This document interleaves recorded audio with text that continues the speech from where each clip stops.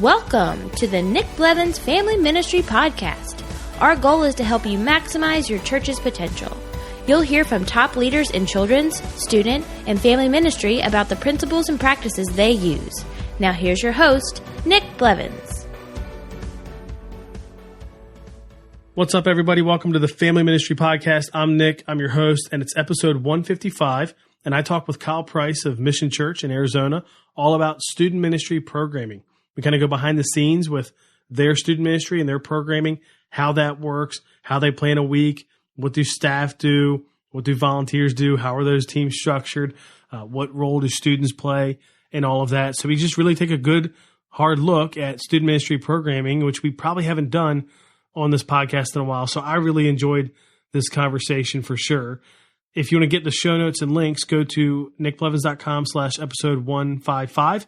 While you're there, you can subscribe to my email list if you're not already subscribed, and I'll give away something exclusive about the podcast every week. And this week, it's going to be the programming checklist from Kyle that they use in their student ministry there. So if that's something you're interested in, you'd love to get that for your church, just go to nickblevins.com/episode 155, subscribe to the email list there, and you'll get that exclusive. And you'll actually get access to all the podcast exclusives that have been put up since I started this, 6-7 weeks ago. That's all I have for now. So let's go ahead and listen to my interview with Kyle Price about student ministry programming at Mission Church.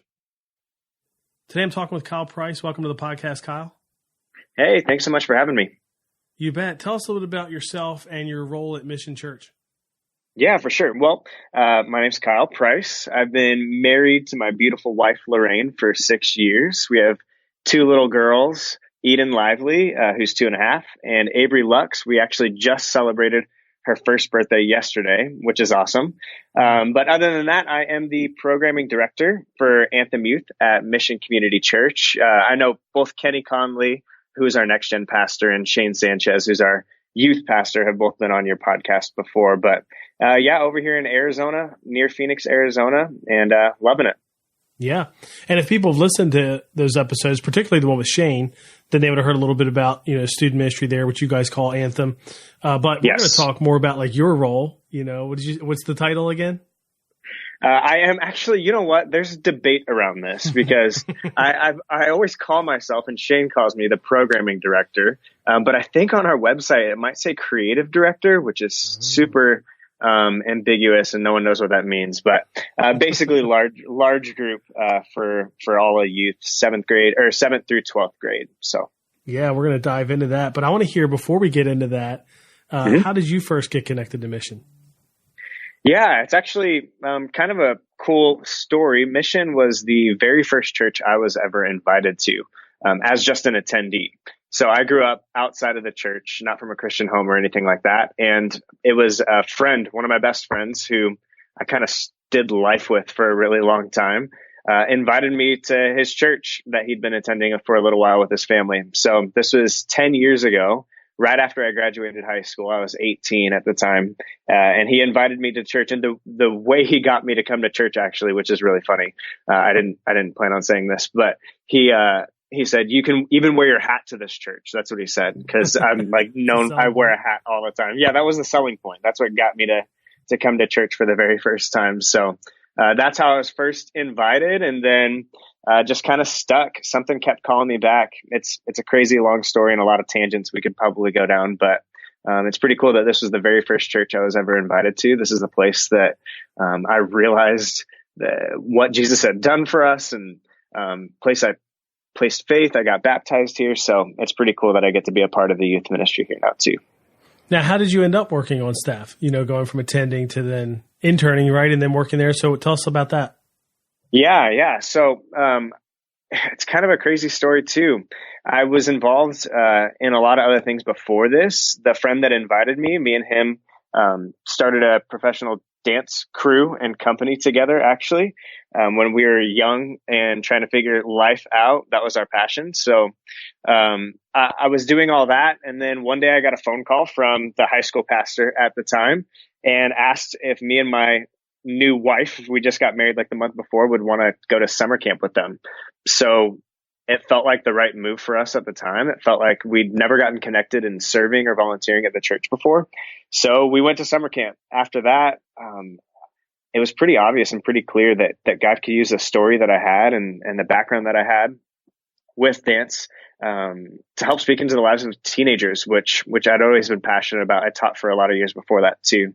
So I decided to jump in. I started an internship like right after summer camp. And then from there, they allowed me to take and lead the college ministry for a little while. And then I got brought on staff back in 2014, I think, part-time as the high school coordinator. And I've been in my current role as the programming or creative director, whatever you want to call me, for a few years now. You are the creative director on the website, and you're wearing a hat. Oh, I am. There you go. So I shouldn't be surprised. I got to hear a little bit more about the dance thing, though. So what did your dance crew do? Like, what did that mean in terms of people hired you? What did they hire you for? Yeah. Kind of crazy. So we actually auditioned for a TV show. That was like the big thing for dance crews back in 2009. So we auditioned for this TV show. It was on MTV called America's Best Dance Crew. We auditioned and they laughed us out of the building the first time. And then we went back the next year, auditioned again, and they didn't laugh as hard, but we still didn't make the show. Anyways, we ended up auditioning for the show 4 times. On the 4th time, we either got better or they got sick of us showing up, and they finally let us on the TV show, which is crazy. And that's kind of when our careers, I guess, blew up a little bit. That's when we got hired to do lots of different corporate things, travel around the world and teach. And we got to live and travel in Europe for a while and be a part of like some Broadway style dance things. And yeah, it was awesome. It was a crazy season of life and so much fun. And being a part of that TV show, we actually ended up winning the TV show. Wow. And that's what kind of sparked everything. Yeah. That's awesome. And that was 2000. So what came after that, after winning on there? Yeah. So after that was in 2012 is when we were on that show. After that, it just led to a crazy year of travel and booking gigs and things like that. And at the end of that year is when I got married. So I did that for a year and it was insane. Then I got married, and then that's when my worlds collided with interning at the church and trying to figure out what God was calling me to next. And it ended up being mission for the last 6 years. So. That's awesome. People came probably to hear about youth ministry and programming, at Mission Church, but they're getting a story about dance and that, which is just cool. How fun is that?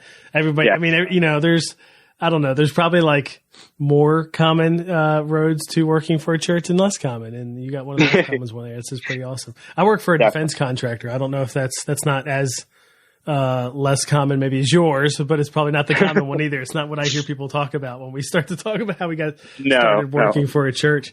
So I want to talk all about programming for student ministry, what it looks like there and all that. And if people listen to the episode with Shane, we talked about this, but give us a recap real quick. What does student ministry look like at Mission? How does that work in terms of the schedule? What does it look like every week? Yeah, for sure. So our weekly programming, we do Sunday mornings. For junior high, we have a 9 a.m. service, and high school, a 10:30 a.m. service. And we do large group and small group all connected to each other on Sunday morning. That's our typical weekly gathering. And then our small groups obviously meet together, and our leaders are incredible, and they do things outside of just the weekend. But that's the program that we have for them week in and week out. Mm-hmm. Now, in terms of large group, what does a typical large group experience include? And if it's different, junior high to high school, let's talk about that. But, I'm sure there's different things here and there, but typically what's a normal large group experience look like? Yeah, normal large group. It is different between junior high and high school as much as we can make it. We like to obviously reach the age groups a little bit differently, but typically they hang out in our hallway and we have different things out there. We have a back patio. Then once service starts, they head in. We have some type of fun, creative, weird moment up front to have some fun with them and engage them. Especially every single weekend, we have new students coming in and checking out our environment. So we like to reach them in a creative way, grab their attention in a creative way. And then after that, we do a few songs of worship. Our band is incredible, led by Chris Patterson. He's awesome. So he leads worship typically, or someone from his team. And then we've got either Shane or myself or one of the other people on our teaching team.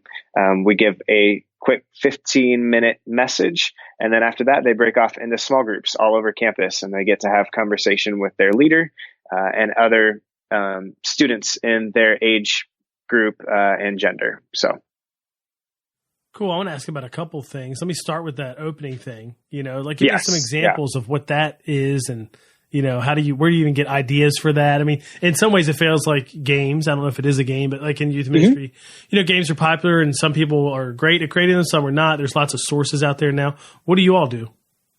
Yeah. So we have a creative team at Anthem that I get to be a part of and get to hear all the insane ideas that our team comes up with. But we have a creative team, and we meet. We actually have a process about a month and a half, 2 months out before a series start. We meet and we throw out as big and wild of ideas as we can, and then we get to strip that down and figure out what is actually possible. But we do things obviously like musical openers and things like that, fun things like that. But we also, we've had a donkey on our stage before for a live version of Pin the Tail on the Donkey. We didn't actually pin a donkey or anything like that, but we last weekend or a couple weekends ago, we just threw pasta and noodles and bean balloons, which isn't a thing and much harder to accomplish than you think, at our new leaders, because we just transitioned a new group of 7th graders into our junior higher environment. But we do tons of fun, weird games that team comes up with. And then we also use obviously other resources and things that are out there and available to student ministries, whether it's, DYM or Orange Curriculum has a lot of great stuff too. But most of it comes from the creative geniuses that sit on our creative team for Anthem. Who makes up that team? So that team is actually myself, a couple other adults on staff here at Mission. Shane gets to be a part of those meetings often. But we also have a few students too. So we have some students that served in our 4, 5, 6 environment and helped out there for a long time, but they are now juniors, upperclassmen in Anthem. And they're the ones that come up with the crazy, wild ideas that are also really relevant to teenagers and culture. So I love having their voices on the team. Mm-hmm. And you said you do, would you say like 6 weeks out? You're planning that stuff. What else does that team help plan? Yeah. So, that creative team specifically speaks into all of our events and camps and things like that as well. But we do a creative meeting. So they think through the entire series 6 weeks before the series starts, basically. So we read through all the content that we're going through for that series, understand the direction of all the speaking and where the small group conversation's going. And then we try to plan elements and creative things that will help support and point to the conversations that are being had, or just that are fun and wild and will grab the attention of the new teenagers that are coming into the room. So we do that 6 weeks before the start of every series, which has been super, super helpful and really, really awesome. Since you have students on that team, do you meet, Sundays, midweek, during the night, at night? Like, when do you meet, since it's not just staff? Yeah, so we meet during the week, and we kind of work it around the student's schedule for the most part, honestly. They're the ones that we try to lock in first, and then we get as much staff and other presence in there as we can. So we do it during the week, right after school, typically. That's great. You said Chris Patterson leads worship there. Is Chris on staff? Is that a volunteer? Like, how does that work? Because I know that's another thing that's different in student ministries is some might be a student band, it's volunteer-led. Some might be the same worship arts department or ministry, is also leading for students, although in your case, those services are happening at the same time, so it's probably not happening. But tell us what it looks like there and what's Chris's role. Yeah, so Chris is on staff with us. He is the youth worship director. So he's all over the place. He sings on our adult stage at least a few weekends a month as well. And then he leads our volunteer team. So we have students on our worship band. We have adults on our worship band. Some of our small group leaders serve, once in a while on our worship band as well. But we're super lucky and fortunate to have Chris. He gets to speak into worship and the culture of worship all across campus pretty much, which is awesome. He has other people on his team as well, but his main focus is youth. But he gets a seat at a lot of different tables, which is really helpful. Yeah, and if he's in the main services a couple weekends or 3 weekends, that means whoever's in Anthem and student ministry, is that all volunteers at that point? Yeah, it's mostly volunteers. I mean, every once in a while, we'll have another leader from outside of mission come in and lead, but we've got a few really, really solid volunteers that either are small group leaders or were small group leaders and have led their girls through all 4 years or 5 years or 6 years of small groups and are now just on our worship team. That's great. Now this is making me think about your schedule, because you do middle school, junior high at 9:00. Is that right? Yeah. And then high school 10:30. You have a 12:00 service, but is there no student ministry? No, there is no student ministry, no youth at the 12:00 service. And I don't think I asked Shane this, but it's coming to my mind. Like, so if a middle schooler comes to the 10:30, there's no program for them. They just go to the service. Same with high school if they come early. Correct. Yeah. I mean, we've had that every once in a while. A brother or sister or a friend will come. Most of our youth that are inviting people are really great. Obviously, they understand the schedule, but the ones that show up randomly that first week, they'll either attend service with their families, or we allow them to come and sit and be a part of whatever service is going on. Typically, if it's like a older high schooler, we'll set them in the back and give them a guest name tag, so they're a little separate from the junior hires. But most of the time what we see is it's junior hires that'll kind of come sit with an older sibling in the high school service. And then when it comes time to small group time, one of our volunteers will kind of sit down, have a conversation with them, and invite them back the next week at the appropriate time. Mm-hmm. And I was thinking even some cases, there's probably not many, but there's probably some students who, for whatever reason, haven't jumped into Anthem yet, and they're in the main service with their parents, let's say, and you guys got to figure out how to connect them, which I'm sure you have a plan for that. Yeah, no, definitely. And honestly, it's been awesome. Our guest services team and the hub over in adults is really fantastic at getting the right information to the right people. So it's a pretty smooth process, I think. So let's talk a little bit about the teaching. So you said it's about a 15-minute message. Is that the same for junior high school? They both about 15 minutes? Yeah, they're both about the same amount of time, 15-minute message for both. We have different communicators every week. Typically, every once in a while, we'll do like a Vision Sunday where we're all kind of on the same page, teaching the same thing. But 95% of the time, it's two different communicators, one in junior high, one in high school. And we typically run two different series at the same time, too. A lot of the times, it'll be the same focus, same direction for the series, but different artwork, different direction, depending on junior high versus high school. That's good. So it feels distinct. I mean, that's important. Yes. Yeah, of course.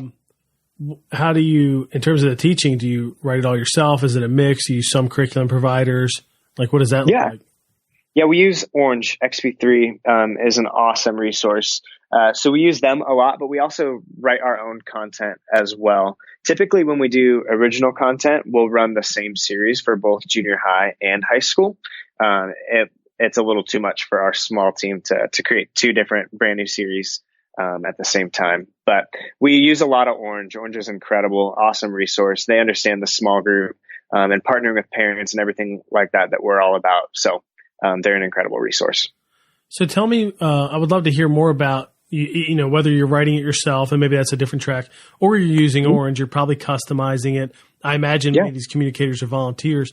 So tell us a little bit about like how that works. If it's a volunteer communicating, do you customize it first? Do you send it to them so far out? Do they teach it once, but to you before they teach it live? Like, tell us a little bit about that, because I do think one thing that most student ministries could do is probably deepen the bench of teachers. You know what I mean? So I'd love to hear how you're doing it, especially with volunteers. How are you helping them become great teachers in student ministry? Definitely. Well, we have a lot of really great communicators on staff at Mission. Fortunately, that work in our adult ministries or in other areas of the church. So we get to utilize them often, which is really awesome. Ben Reed, he's from Saddleback Church, is now at Mission. He's been here for a few years, is awesome, and he's on our team. Kenny Conley, who I know has been on your podcast before, our next gen guy, he's on our team as well. Myself, Shane, But we are raising up some new, obviously, always raising up new volunteers to go into that role. And typically we will have them go through the content first and potentially send us their notes if they've tweaked or adjusted anything. And sometimes when they're brand new coming onto the team and we're not sure exactly how much experience they have, or we haven't heard them teach, we will have them give the message in advance before they're up. But regardless of who is speaking, we always send them the content that we have from Orange a couple weeks in advance, so they have an opportunity to sit down, look through it. Everything that Orange sends you is all tied together. So our small group curriculum and things like that, we do adjust to make it fit our context a little bit better, but it's all connected to the bottom line and the direction for the sermon, which is connected to the series and which is connected to the season that we're in. So if they make any adjustments, they have to let us know pretty far in advance so we can make sure that the small group material matches and their notes and sermon slides and everything are in. So we send it to them a few weeks in advance. We send them the slides that we have. We send them the content that we have, how it connects to the small groups, because everything that we do in large group is pointing towards small groups and those conversations that our teenagers get to have. So we get it to them in advance, and then they respond pretty well. Everyone that's on our team, at least. Mm-hmm. Yeah, yep. And I'm that made me think too. So you're giving, you got that creative team coming in 6 weeks out or so, yep. from a new series. But when do you plan the series? Like, do you sit down at the beginning of the year and it's kind of a whole year long thing? Is it a 6-month thing? Looking at the calendar. And I know if you're using Orange, they're giving you some of that too on a schedule. So how does that work? Yeah, so we are typically at least 3 or 4 months out. A lot of the times we do it in bulk and we plan a whole semester at the beginning or before the beginning of the school year. But because our meeting happens 6 weeks in advance, our current curriculum and what we're going in has to be at least 8 weeks in advance. That's the deadline that we have for ourselves. So Shane's the one that does the curriculum and the vision and trajectory for the student ministry. So I just help keep him accountable. And when it's coming up on that 8-week mark, if we don't have something in the schedule or in the plan, then he's receiving a lot of emails and texts from me, making sure that we're on track, because I'm, again, planning and programming our creative meetings and things like that around it. So cool. And then I'm kind of wondering with small groups, how much time do they have? You went through the games, there's worship, there's a 15-minute message. What kind of time do they have for small groups? Is it the same for junior high and high school? Junior high typically gets a little bit less than high school. Our junior high is at 9 a.m. And so we have a 10:30 service that is happening after that. So our junior high typically has about 20 minutes to 25 minutes of small group, which is great for a group of 7th grade boys. A lot of them can't handle that much focus time anyway. But our high school groups are actually pretty open-ended, which is awesome. Since we don't have any programming after the 10:30 service for youth, a lot of our, especially upperclassmen groups, go for 30 minutes past the hour, especially once they can drive. But a lot of our adults that are connected and the families that know what we do and how important small group time is will hang out on campus, or adults will serve that 12 noon service because they know that their kids go over in small groups. But they're scheduled to have about a 28-minute is what we have it on the clock for small groups scheduled into their program time for high school, which is great for the underclassmen. But again, a lot of the times the upperclassmen take advantage of the fact that it's a little open-ended on the back end. Yeah, that's great. And then just the timing, I guess, works because you have another service, but not for students. So yes. The parents, like you're saying, if they understand, they're going to hang out or, whatever, they're going to let their student have all the time they need in that group. That's good. Just and awesome. Someone Yeah. can just drive themselves. Yeah. And you kind of mentioned it, but the small group content is, especially if you're using Orange, is provided. Mm-hmm. You might tweak it, and then I guess you write your own when you're creating your own series. And do you all write it, or does the teacher, write it? Yeah, so it kind of varies back and forth. Typically, when we're doing a series that we're creating, we have the content and direction for the entire series. So we know what the bottom line is and scripture is. So we'll loosely write a small group material around that before the series starts, so we can send to the communicator. But then the communicator, when we're doing our own original content, really can and does typically speak into the small group material. Once we have their notes, then we tweak it before we send it out to our small group leaders. Gotcha. Now I'd love to talk about, how we got a good picture, I think, of how all this works, what you do, what a typical week looks like. But let's talk about the volunteer side of it. We got a little bit of that in there, but how are your volunteer teams structured? Do students serve, with these teams? Tell us about how all that works on the programming side. Yeah, so I'm over all of our large group volunteers, which for us includes guest services. It includes our environment team or our vibe team. It includes worship and our production volunteers as well. So we have a wide variety of people on all these teams. Students serve on our worship team and our production team. We have students on our guest services, and actually our environment team is solely made up of students. So they serve all across the board for our large group teams. We also this year, because we are pretty new at adapting the Lead Small model, which is through Orange across campus. And since we have that across campus, this year we're having our first student leader in small groups as well. We have a high schooler leading a junior high small group since they're at different times on Sunday morning, which is great. We'll definitely see more of that in the future. But yeah, so on Sundays, I'm over all those volunteer teams, and we have coaches and people in place that kind of help lead those teams on the weekends as well. Tell us what the coaches, like, how that's structured, like what teams they lead, I think it's helpful just to understand how many volunteers you have, not exact numbers, but, there's a coach here and they lead about this many and this coach does that. Yep. I think it's helpful just to get a picture of what those coaches do. Definitely. So we have a couple different coaches for our worship team. So Chris Patterson is obviously on staff and he's over there a lot, but we've got a coach in place too. His name is Hunter. He was a student in the ministry for a while and now he's been graduated for a couple of years, and he helps MD on the weekends. Almost every weekend he's in there, and he's kind of the coach for the worship team. So he gathers them, make sure they have everything they need, make sure the band is all taken care of, which is awesome. We also have a coach or a couple coaches for our production team. Actually, both of them were students in the ministry as well, which is funny now that I'm thinking about it. They've been graduated for a little while as well, but they rotate back and forth on the weekends as far as leading our production team. We typically have like 4 or 5 production people every weekend. And then we our intern was running our guest services team up until a couple weeks ago. He just finished his internship. So right now I'm the coach in place for our guest services team, and I'm recruiting a couple people right now to take over. Our guest services team has anywhere between 5 and 6 people at each service. And so that coach is there for both services. And leading those 2 teams as well. And then we have an environment team that is made up of students that I typically coach on the weekends. That's the one that I'm usually responsible for. They are flipping the room because we do a different environment completely from junior high to high school. And so we have to flip the room and change the room every weekend. And then they help make sure that all small group spaces are set up and ready from junior high to high school as well, which is really awesome. Yeah.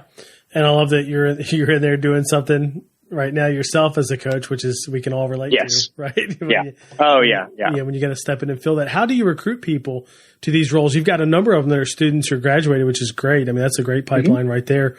And especially when they even start serving before they graduate. But kind of ongoing, how do you recruit people for programming and, the programming teams in student ministry? Yeah, definitely. So we actually have a strategy across Next Gen. We do orientations every other weekend that we invite anyone into that is interested in serving anywhere across the board in Next Gen. So we see people trickle through there throughout the year and get plugged in and get connected onto our large group teams. We also do specific weekends throughout the year, at least 2 weekends or 3 weekends a year, where we talk about serving specifically and have a really clear call to action and how to step onto one of these teams. But honestly, our biggest recruiting that I've seen work the best and put the right people in the right places is through our current volunteers. We have huddles before we break off and serve on the weekend, and we try to put huddle content in there a few times a year and challenge them to invite somebody. So we typically have our best volunteers that stick around the longest and catch the vision and understand are recruited through our current volunteers, which is really, really helpful. Yeah, I mean, that's some of the best recruiting. We can get volunteers recruiting other volunteers. That's awesome. So definitely.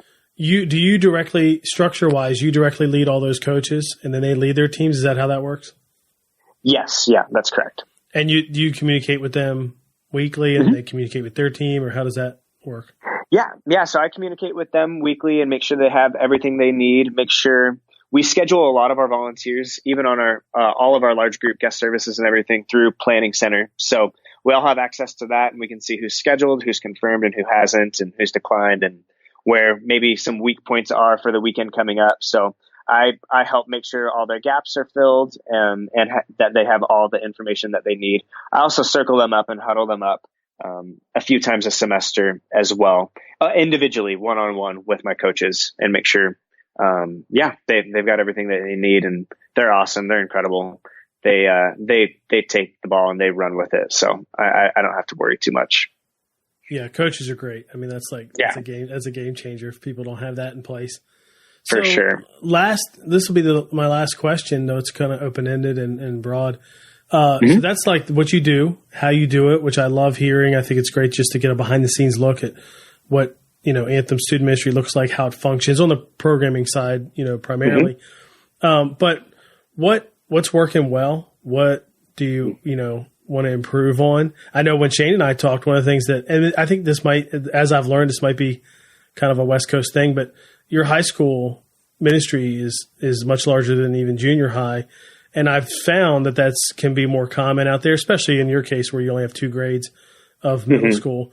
But I would not say that's as common on the East Coast where I am. In fact, I think most high school ministries, that's probably the one area, especially within Next Gen or, family ministry. High school is probably the one that most people are struggling with, at the top of their list. So I'd love to hear, and maybe it has nothing to do with middle school versus high school, but with all that we just talked about, what's going well? Where are you seeing momentum, or maybe what isn't working as well? And you hope to change or tweak or improve on?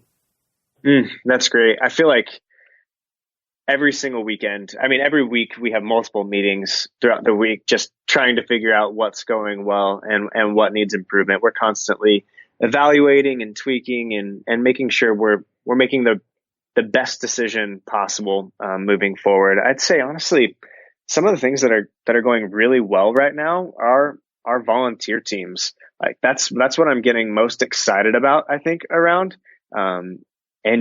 I love the coaches and the models that we have in place, and empowering other people, other leaders, to be a part of what we get to do. I think sometimes, especially me personally, I can be a perfectionist, and I think one of the things that I struggled with for a long time, and I think this is probably something that I still need to get better at. So maybe this is both, and is releasing control and giving away leadership freely. I think it's the reason I grew so much is because I had people that put me in positions that I wasn't ready for, that gave me leadership over things I definitely was not prepared for. And it allowed me to grow so much, and it allowed me to be a part of this amazing place, of this ministry that I get to be a part of every day. And I'd say that's the thing I'm most excited about. That's the thing that I see a lot of change, even in the last couple months on our teams, is we're just giving away responsibility, especially to this next generation, to be a part of the ministry, to be a part of creating the ministry that they are in. It has me really, really, really, really excited.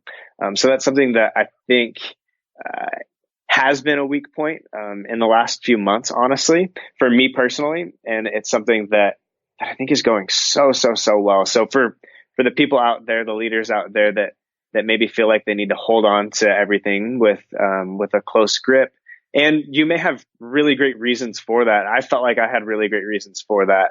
I've been hurt or burned by people that have dropped the ball and things like that. But man, so much more ministry and so much life happens when we release control and when we raise up leaders, especially these young leaders in this next generation, to be a part of this. And it's probably what I'm most excited about, what's working the best right now, for sure. Well, if that works, I think like everything else works better. You know what I mean? Because volunteers are so much a part of everything you're going to do. Sure. If you get that working well. And I would say, like your mention of students and then serving and owning and being part of the ministry, probably a year or two ago when talked to a lot of leaders about high school ministry. Man, there were so many differences. And again, I said this before we started recording. I've always been of the mindset that there's probably 8 or so models of student ministry. Like, I don't think there's 80. But there's more than there is in children's. In children's, there's probably 1 or 2.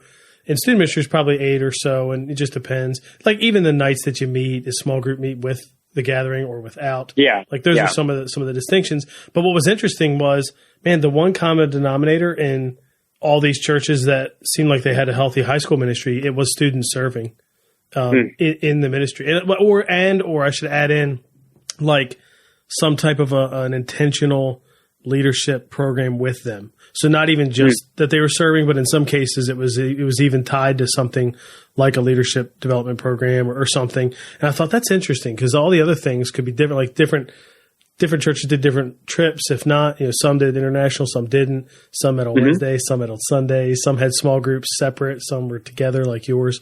But that was a common denominator, was students serving and in the ministry is some type of leadership focus. And so that's good. That's good. You got a good thing going there. That's awesome. Well, how can people connect with you if they have any questions, they want to follow on social media, something like that? Yeah, you can definitely follow me on social media. On Instagram specifically is my big one. My username is just at Kyle, Kyle, and it's Electro, ELEKTRO. That's the dance crew that I was a part of, and that's when I created my Instagram. But you can also email me, seriously, whenever. It's just kylepl@missionaz.org. Hit me up. I'd love to be just a conversation, a resource if I can be, or I'm sure I'd probably get more out of the conversation than even you would. So please reach out. Cool. Well, Kyle, thanks for coming on the podcast, for giving us like a behind the scenes look at programming for students at Mission Church. This was really helpful. Awesome. Thanks so much, Nick. I appreciate it.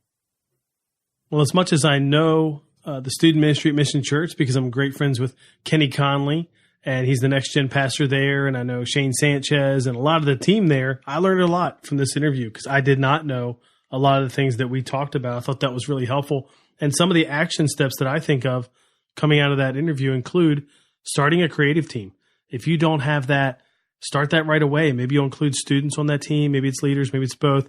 But start a creative team, and maybe you'll do it like they do it, where you're not necessarily meeting every week, but kind of as needed to plan a new series or a new trip or a retreat or something like that.